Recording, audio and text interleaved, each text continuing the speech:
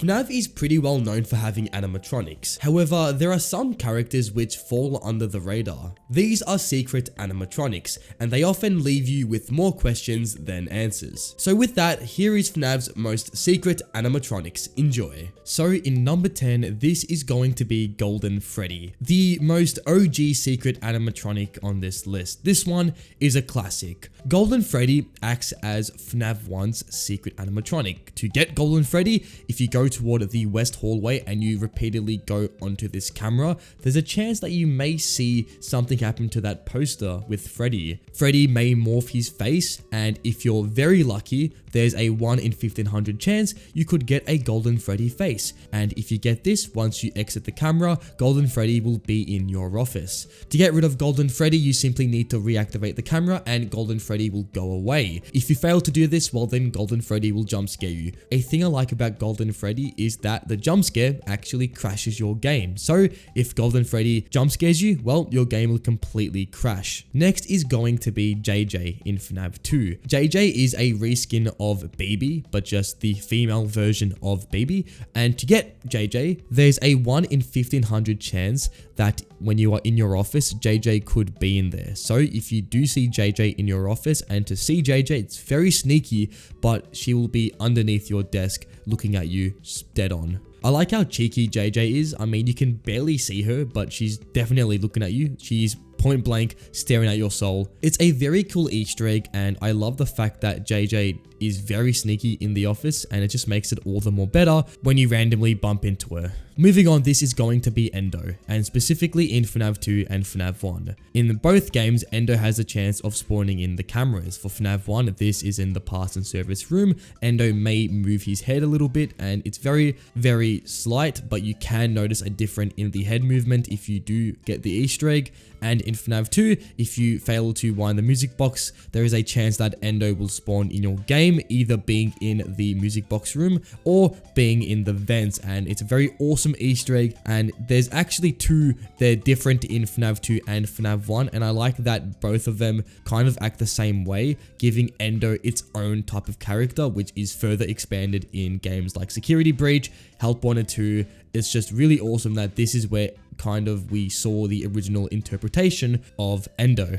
It's a very cool Easter egg, and it does give a lot of mystery to who is Endo. What could it be? Because it's clearly moving by itself, so we don't know what it is. And it gave a lot of mystery to the character, which even to this day, there's not really too many answers for. So Endo, you're a pretty cool Easter egg. For number 7, this is going to be Candy Cadet. The first time we see Candy Cadet is in FNAF 6, where you can buy the animatronic and it will tell you stories, and potentially you could win a bunch of prizes, including the stories it tells and also some nice money. We next see Candy Cadet in Security Breach Rune, where Candy Cadet somehow finds itself in the depths of the Pizzaplex. There's a lot of lore relevance in this Candy Cadet cameo, which I won't go through, but I really like the fact that they actually included a character like Candy Cadet in this random location. And then the last time we've seen Candy Cadet is in Help Wanted 2 in the real life augmentation, where we take off the Vanny mask and Candy Cadet can be found in the corner of the FNAF 6 pizzeria. I really like Candy Cadet as a character, as the stories it tells does give you a little glimpse of the lore that is trying to be told, but it also gives you a bunch of mystery because it doesn't tell you the full picture. That's kind of up to you, the player, to decide on. It's kind of like a puzzle where Candy Cadet kind of gives you the pieces and you have to like put them together. It's very cool. Moving on to number 6, this is going to be the Mimic, but the one with the lion costume. This can be found in the Rune secret ending with the Scooper. So basically what happens is during your game of Rune, you go around the Pizzaplex finding these different areas on the cameras, and if you unlock all the doors, you get access to this new scooping room. And pretty much the Mimic will chase you now with a new costume, the lion costume, which we think is from the old pizzeria, which would have probably happened before the events of FNAF 4, so a very early pizzeria, and the Mimic kind of dresses up as this lion costume, potentially one of the mascots in the old pizzeria, and we get chased into the scooping room where we end up scooping the Mimic. This one I really like, as the mystery of why there's a lion costume in the depth of the Pizzaplex is very interesting, and also there's other animatronic costumes down here. There's an elephant, there's just a chicken, I believe. There's so many different costumes that it kind of makes it a lot more intriguing to what's really going on here.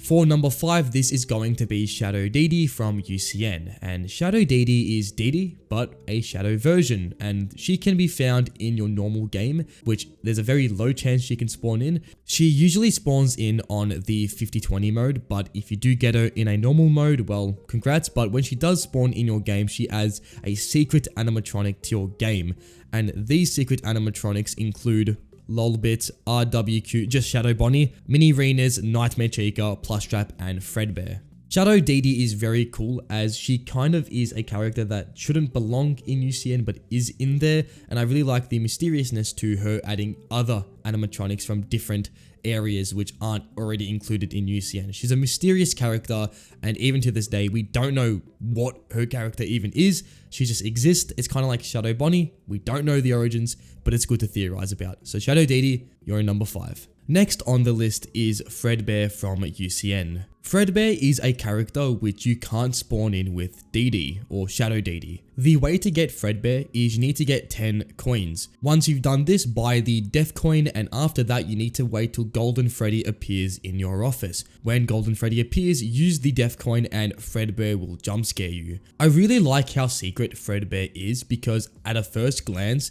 this character doesn't seem like it should be in the game, but it's a very interesting character and not much to really say about the design. It's pretty much Golden Freddy, but just a little bit different. The color is a lot more vibrant. I really like how mysterious this character is, and the whole vibe of Fredbear is just really awesome. So moving on to number 3, this is going to be Shadow Freddy from FNAF 2. Shadow Freddy is a character that is very odd. To get Shadow Freddy, you need to wait till all the withered animatronics leave the parts and service room. After that, there's a chance that Shadow Freddy can spawn in your game. Basically, Shadow Freddy will be sitting down in the parts and service room, and you can see how he's just there lifelessly staring at the camera. It's a very cool Easter egg. The character is very ominous, and we don't know much about Shadow Freddy, even to this day. The character just kind of exists, and not many people know why Shadow Freddy is in the game, but I guess Scott wanted to add another animatronic into the mix. So Shadow Freddy is going in number 3. So number 2, this is going to be Glamrock Bonnie. Ever since Glamrock Bonnie was first introduced into Security Breach, the character just gave a lot of mystery and a lot of questions to what happened to Glamrock Bonnie.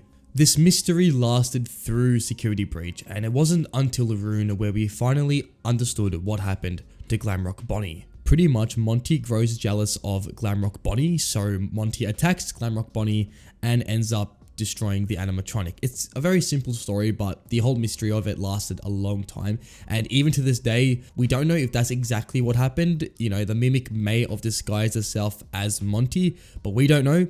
I really liked how the fate of Glamrock Bonnie is very tragic, and it gives this kind of feeling of sympathy to the animatronic, which is very cool to see in the FNAF universe. I really like the design for Glamrock Bonnie. It's really superb in the way it looks kind of hippie, but at the same time has this really retro arcadey feel, and it's one of my favorite designs for an animatronic in the whole series. And coming in at the number 1 spot, this is going to be Shadow Bonnie. This one is a classic. Ever since FNAF 2, Shadow Bonnie has always just been a very mysterious animatronic. The real name of Shadow Bonnie is... anyways, the animatronic is really interesting. This character, first of all, the chance of it spawning in is 1 in a million. So it's very rare to get. And I actually got the animatronic to spawn in. I got Shadow Bonnie on one of my FNAF 2 playthroughs, and I kid you not, I wasn't recording. It broke my heart. Even in FNAF 3's Shadow Bonnie minigame, it just doesn't really make sense why this animatronic exists, but it just does, and it actually has lore relevance in FNAF 3, so it's a little bit of a weird one, but this animatronic kind of feels like an anomaly, which I feel like is a very successful secret animatronic, which is why Shadow Bonnie is my favorite secret animatronic. So that's about it for this video. If you have enjoyed the video, then smash a like, and if you are new around here and you do enjoy the content, then please do consider smashing the subscribe button. And anyways, until next time, take it easy and goodbye.